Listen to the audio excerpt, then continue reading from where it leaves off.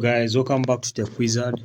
In this simple and quick video, I will show you how to use Smart Art in Microsoft PowerPoint. So as you can see, I have my small presentation here. So to use Smart Art, let me open this folder here or this slide here, which is having hierarchy. So to insert the Smart Art, just come on these tabs here, then click on the Insert tab. Now look for Smart Art over here. Okay. Now when you come to Smart Art, I'll come here, then I look for hierarchy, okay? Then I'll select this first Smart Art here, then I click on OK. Now when I'll finish selecting it, I'll just come and input what I want to be putting inside here. So let me assume the first person on top is the manager.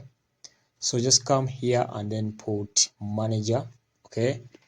Then let's assume this person here is a assistant manager, okay?